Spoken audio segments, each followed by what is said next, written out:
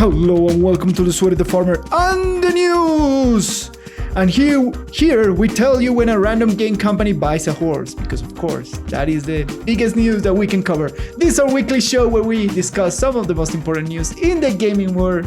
I am the lone name game as the Sweaty. And I am Lucho the Farmer. Thanks for coming together this week to talk about some relevant news.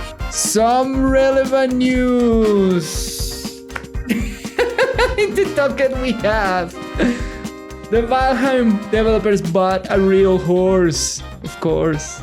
Microsoft Teases Starfield reveal at the Xbox and Bethesda Game Showcase in June. BlizzCon 2021 is not happening. And finally, the University of Iceland is starting a course on EVE Online as a friendship machine. So, now that you are here with us, don't forget to subscribe, click the notification bell, leave us a like or a comment, or do anything social that your platform lets you. And that's the best way to support this thing that we do, right? Please. Alright, so my friend, you are wondering, why did I pick this news? I do wonder that. So what is the news in this case is that the Valheim developers just bought a real horse and they just posted a picture of the real horse in social media, and of course it's supposed to be a tease or a leak for what they're gonna do next in Valheim or something like that. They're gonna have like pack animals or something like that. They're adding horses to a game. Yeah, apparently. they gotta have more content for the game, but yeah. So horses it is. Horses it is, clearly. Horses in the afterlife. But beyond that, I think it was time for us to actually talk about Valheim. We talk about it. We talk about they sold a bunch of copies, but my thing is, you say that this game is such an interesting phenomenon. It's just like Minecraft with Vikings, and it's a small team, and they just explode in popularity. So I do like to bring more attention to these sort of stories when small developers do something with a lot of passion and they get infinitely rewarded by the internet, right? You should play the game. Should we play the game? No. You should play the game. Should I play the game? Well, I don't know, because I actually didn't like Minecraft that much. But this has Vikings. So. This is Vikings. This is Minecraft with Vikings. So I don't know. Maybe I should. It's such a cool story, and there are such interesting developers and small team and that sort of stuff. They are. Yeah, and they're being super good with their community and the people that actually supports them, and that's one of the big reasons why this game exploded in popularity. Beyond the concept and the stuff that you can do in the game are interesting, and it has a bunch of, by now not anymore because the internet spread all the knowledge, but had hidden bosses, and it breaks some expectations from the people who play it. So yeah, it has its own twist and genre. Yeah.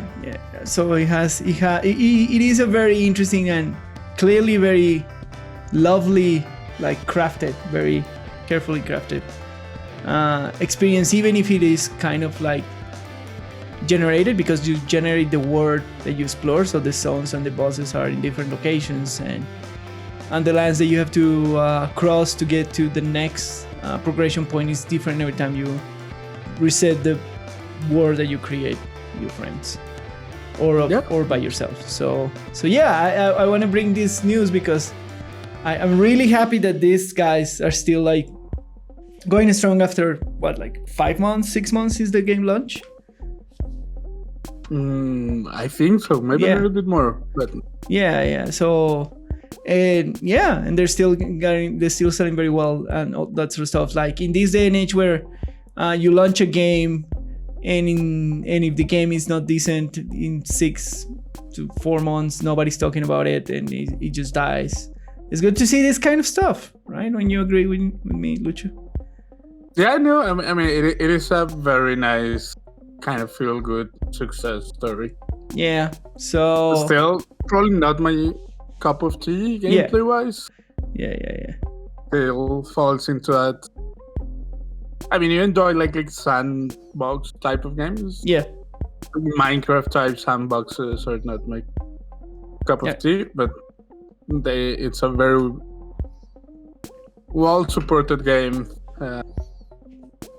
Everyone praises the developers, and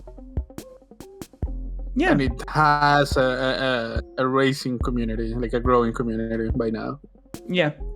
So yeah, very cool. Very cool. And now they're probably doing horses or something like that. And the expansion, the next update is supposed to be called Heart and Home. So I'm guessing that is just kind of giving more tools to do better building in the things that people create and pack animals because of the horse.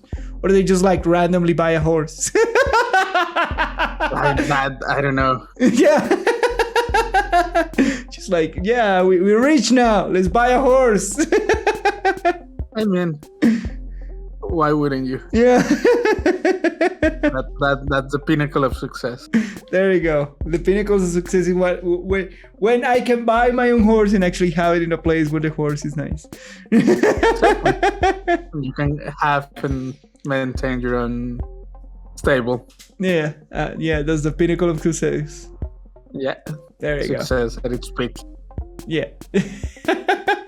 All right, moving on. After that feel good thing that we talk about, Microsoft Teases Starfield reveal at the Xbox and Bethesda Game Showcase in June. This is the first kind of like flexing of Xbox saying to the world, we buy Bethesda.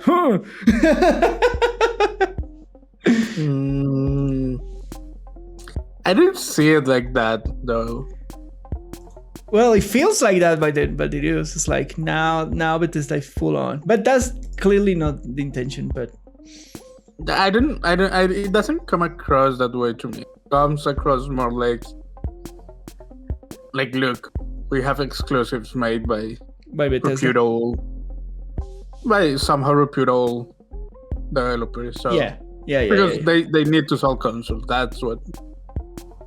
It's more than a power move to say we own Bethesda. It's more of a, in my head, it looks definitely more just like a marketing move to say, yeah, look, buy an Xbox. Buy an Xbox. We have Bethesda. So on June 13, what will you expect from this tease of Starfield, the next Bethesda thing? That hopefully is not on June 13th. Yeah. Hopefully we'll probably get a trailer. Full-on trailer, not a tease, right? Because we haven't seen anything from Starfield beyond the title. Again, sounds again like a move to sell units, sell console. Yeah. A tease wouldn't be enough to justify for a lot of people, like putting down the $500, $600 that you need to get an Xbox.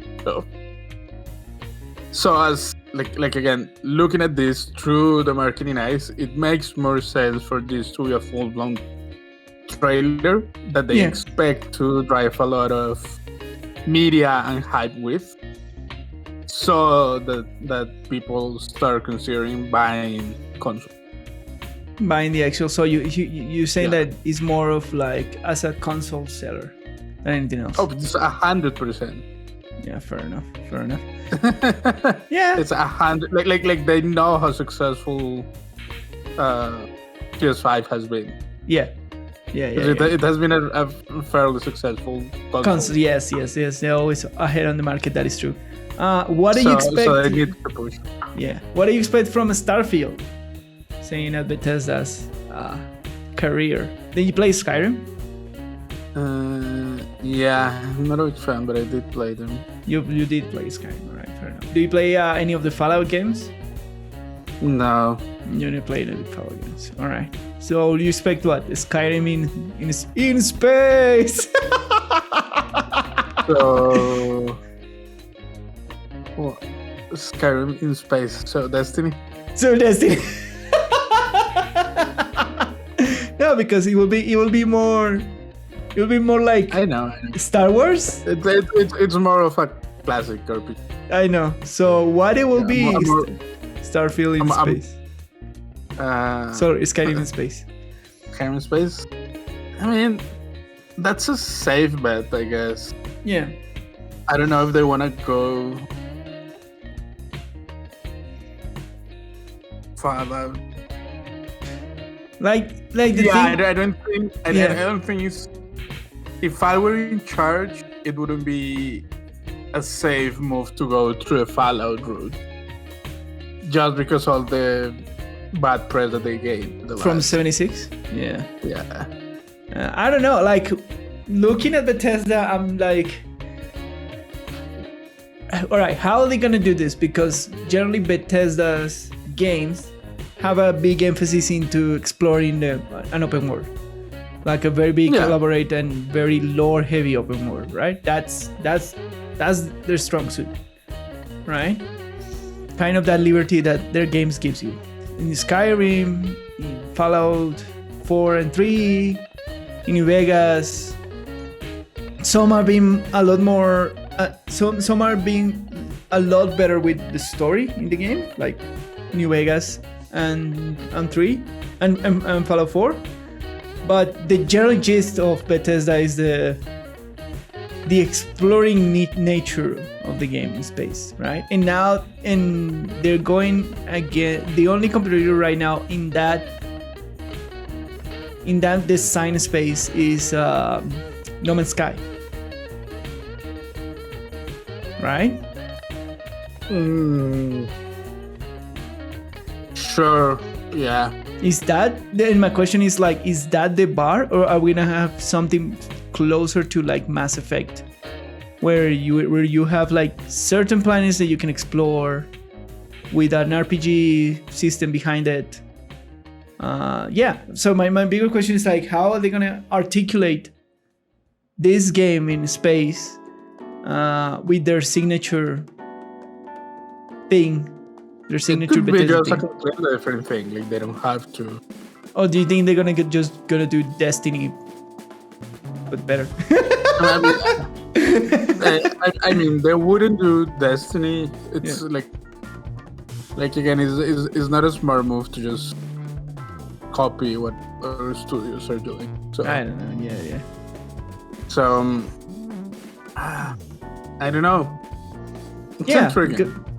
I was thinking in this genre, and the only things that exist there that works are things like Eve and but Eve is what is the other more, one? There is another one. Eve is more of an RPG, less than an exploration game. Yeah, and the other one is Space Odyssey. No, it's like something. I forgot the name of the game. That it was controversial recently because their update wasn't that good. Well, there is another game in space that is like a live service too.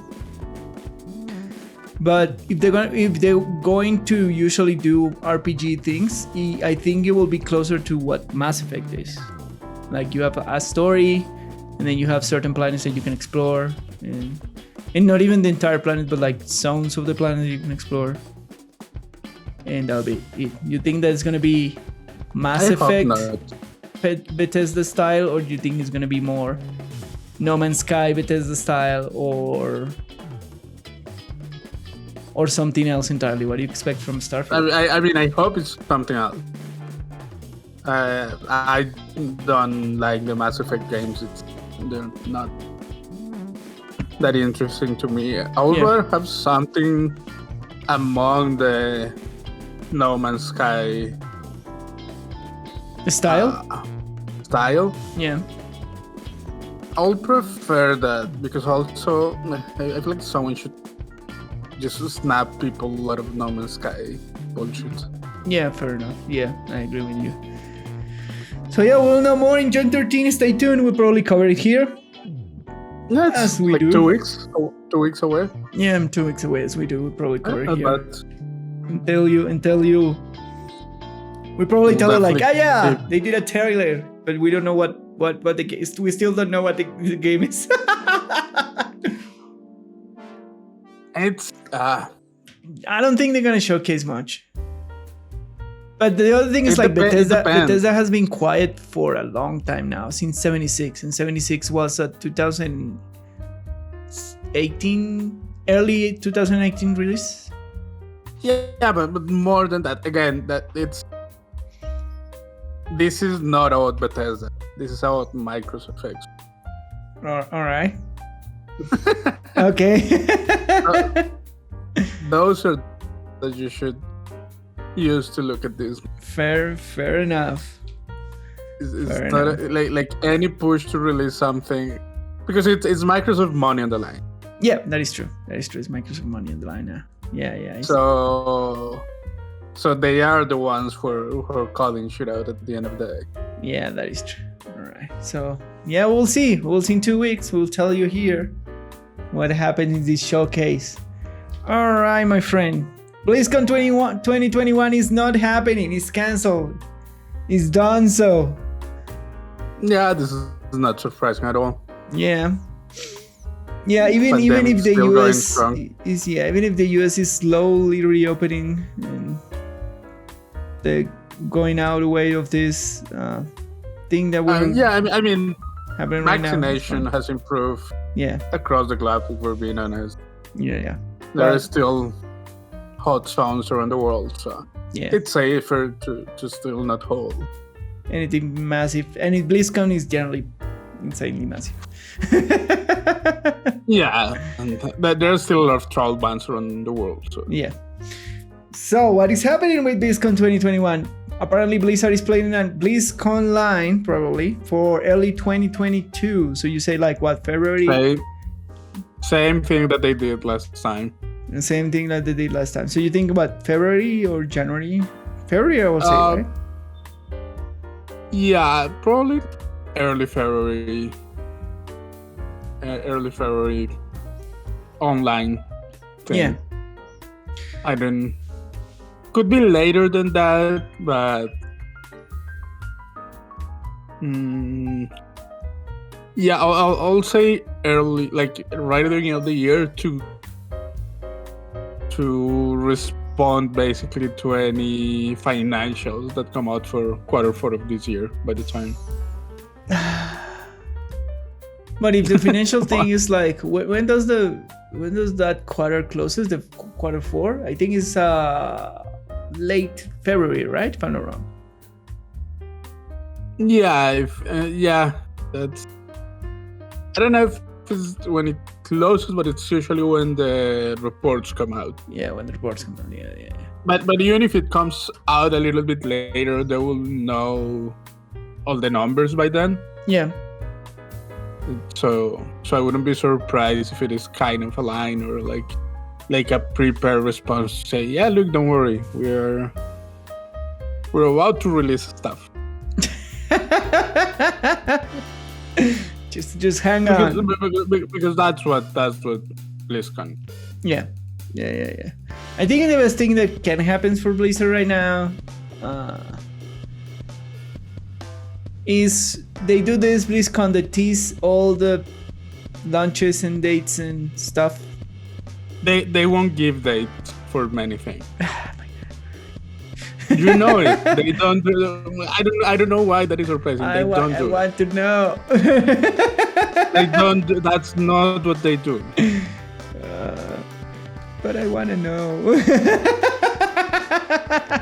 Okay, but you know that's not what they do. Yeah, I know. It has never been the case. Yeah. Like not even one. So we will get. Do we get? Yeah, I think we'll probably get most one release date. We'll probably get more advances in their projects, which is Overwatch 2 and Diablo 4. And we'll probably get teases for the last the only game that, yeah? The only game that has a chance of getting a release date is Diablo 4.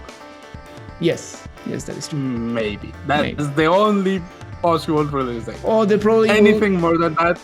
They probably will release Immortal in that window, I guess. That's they could. they'll probably release it if it is not released this year, because that was the initial. We probably suspect that if they're gonna release Immortal, they probably release it around the holiday season, even if it's a mobile game. Yeah, if they haven't released Diablo Immortal by then, it will release then. Yeah. But everyone is expecting it to launch this year. So best scenario for this 2022 BlizzCon line is maybe a Diablo 4 release date. That's being generous. And of course we'll get news for the rest of the game. Like we'll get some news on next patch for WoW. Yeah, I was thinking exactly for WoW, things like that. But that like those are not the news that move. We will get a new franchise announced. I don't see it happening. Yeah, especially with all the people going out of all the stuff that we see. The like senior people at Blizzard leaving. I don't see new. Yeah, they cancel a lot of coming out. Yeah, in that article that is done by Recent Triad about the recent like exodus of veteran Blizzard developers, they say that they've been canceling a lot of incubation teams in a lot of like conceptual and pre-production projects. So I think we're not gonna see anything new from Blizzard till who knows when. Yeah, but that's not out of the usual. Yeah. And we're just gonna get. I don't know. It's sad. I liked when companies like do something new. I mean, Blizzard does new things. I mean, first of all, Blizzard doesn't do new things most of the time. Right. All right. They're not known for doing new stuff. They are known for perfecting formulas around. Well, fair, yeah. I'll get you that, yeah, sure. They haven't done anything new. What was the last thing new that they did? Overwatch, but they at least have the incubation project. Overwatch is not a new idea. It's Team Fortress 2. Yeah, it's a better Team Fortress 2. It's the same. The Warcraft series was a better Age of Empires. Yeah. All right, fair enough. Okay, no new things or anything. So I don't like. Do they do new stuff? No, they're very good at taking a formula and making it super good. Yeah, that's what Blizzard is good at. So that's the news from Blizzard, and we'll cover it on 2022, probably February or something like that, if we are still functioning by then. All right, last news. The University of Iceland is starting a course on Eve as a friendship machine. So basically what they're doing is they're collaborating with the CCP games while making this psychology course and video game course, like one and the same, about this, how those people make friendships, like long-lasting friendships in EVE Online and in video games in general. And you will get a certification and everything for doing this friendship analysis course inside the Iceland University. Taking as a study case a live game, basically. Okay. What do you think about it? About academia? Like serious academia? I mean, is this serious academia? It is! What do you actually consider serious academia then? Is it really? Why is it not? I don't know. I'm reading the quote from the course leader, and read it.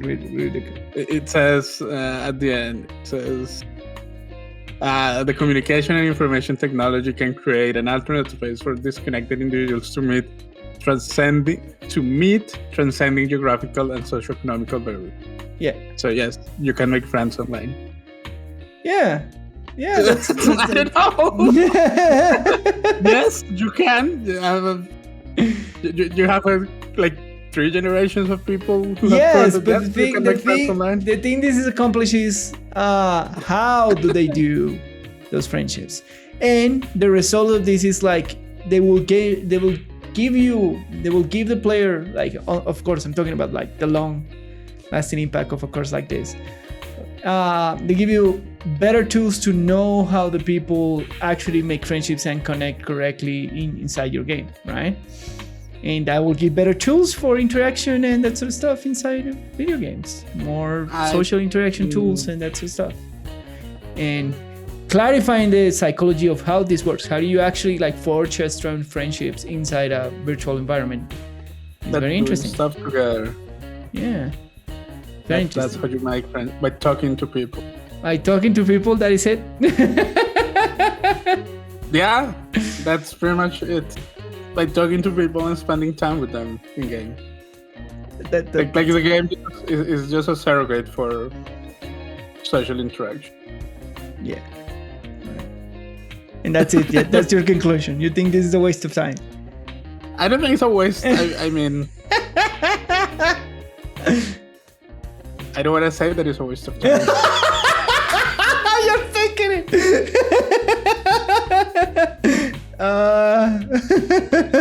You're actually thinking it.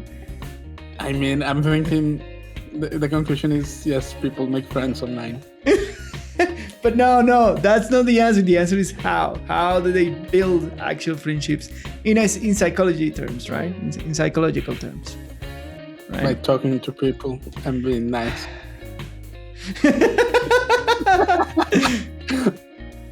You know that's gonna be the answer. You know that psychology plays a big role in the building of games, right? Sure. Because you're actually like designing an interactive experience from zero, and that involves a lot of psychology of how humans actually perceive stuff and interact with stuff, right? So that's the reason of this. But this is not about people interacting with the game. This is about people interacting with other people through the game. Yes, but that's exactly the thing, right? That's the thing. What will be the impact of a game when you play with other people but you have no chat or no way to communicate? It's like a Journey, where the only way to communicate with other players in a basically multiplayer game is through like songs and that sort of stuff. And that peeks into that psychology of like what tools are really useful to create strong friendships inside of a video game environment. That's the interesting part of this. Sure.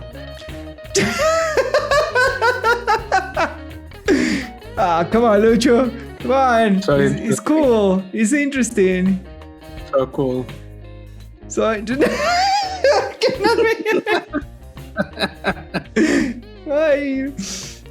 I find this news. I was like, oh yeah, this is exciting. More studies and things and academia in video games, and I like it. And you're like, yeah. It's about people making friends. I don't know, dude. I cannot get excited about that. I don't care about that. Don't get excited about people making friends. Get excited about the studying of like human psychology in virtual environments and how they make friends and stuff, because that's the center of this, right? How do you actually build a friendship with, I don't know, Nyx without even seeing her in person? Yeah, by talking to her, like a normal person. Because we talk through Discord. It's not like again, it's just like it's the same thing. Like, how do I make friends with just regular people? But you can just go out and talk about stuff. But instead of going out to a bar, we meet in a game. But you can use sometimes make friendships without having to talk with people, just by text or using like game tools. That is the thing, right? Yeah, but that's what I'm saying. That's not the case. Like, you asked me, how do I make friends with people in WoW? Yeah, it's not. You personally, yes. Yeah. You just asked me, how do I do it? Yeah, I talk to it. Yeah, fair enough. Do you have any friend? My analogy is very simple. Like replace the afternoon hour for a couple of hours in a game, but still the interaction is on through talking to the speaker. Yeah. Well, I'm excited about this. I like the psychology study. That's what I'm gonna say. I know that Lucho is funnily enough, like you look like an old man. You're younger. I'm Anyways. more cynical about this. Yeah, that's the thing, right? Of course, it is the thing. I'm more cynical about this stuff. All right, and that's the end of the news. You just like deflate me, but go ahead, finish this episode. Why did I deflate you? I don't know. I hate you. Because I'm an honest person. Sure. Let's go with that. That's all for this week's news with the Sweaty and the Fireman. My name is Lucho, and you can find me on Twitter at LuchoPolanco. And I am the London Gamer, and you can find me on Twitter at the London Gamer and on Twitch on twitch.tv/LondonGamerTV, where I stream. Follow me on your social media to know when I'm going live. And thanks a lot for coming to this news episode. We love you all. I still like Lucho, even if he's as he is. And I'm just cynical. That's all. I know. And thanks for coming to the Sweaty the Farmer and the news. See you next time. Bye. Bye.